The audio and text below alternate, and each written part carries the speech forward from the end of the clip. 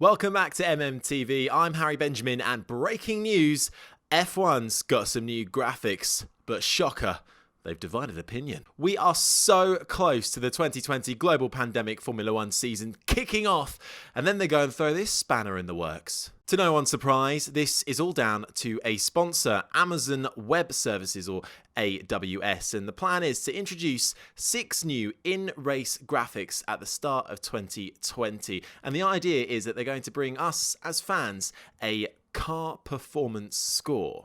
Basically, a load of stats highlighting the car's performance and then calculating that data to create an overall score for the car. The graphics will look at how good cars are down the straights, how much power they have, their speed through different types of corners, fast corners, mids corners, and slow speed corners, as well as pitting the drivers against each other with a ranking out of 10, 5 being average, 10 being perfect, except for the handling graphic.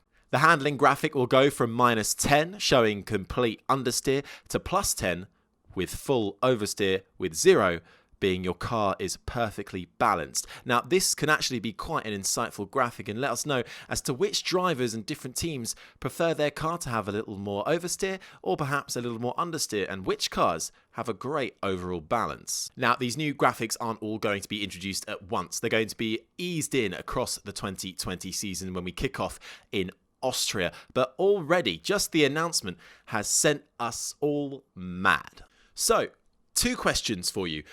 Why do we need them, and why not have them?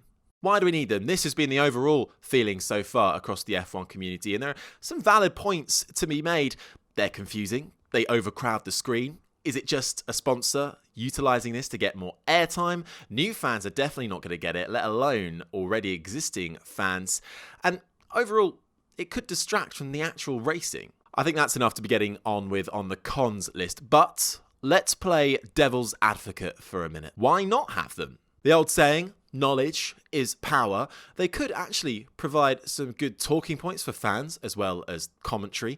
Plus, it could actually provide some insightful data and provide us with why, for instance, a car is so quick and powerful down a straight, but always gets overtaken in the slow corners. It could be because they rank an 8 for power, but there are 3.5 in the mid to slow corners.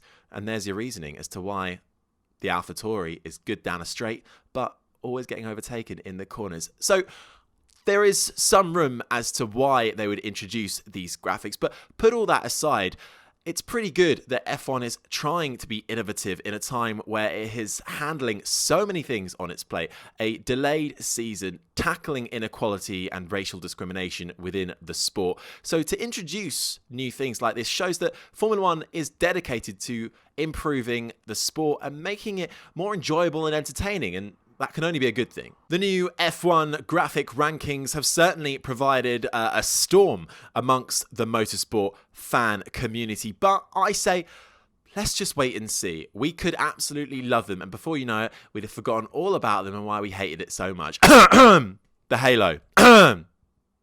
But as ever, let us know your thoughts below in the comments section, and don't forget to follow us across our socials and subscribe to our YouTube channel. Just search MotorMouth. But in the meantime, I've been Harry Benjamin, and I'll catch you next time.